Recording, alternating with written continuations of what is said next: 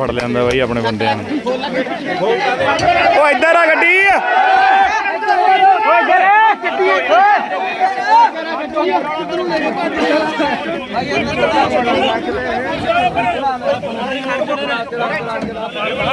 ਇੱਕ ਮਿੰਟ ਯਾਰ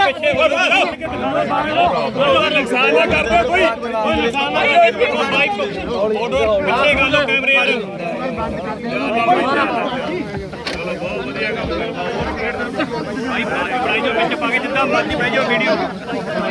sir salute ਹੈ ਜੀ ਤੁਹਾਨੂੰ।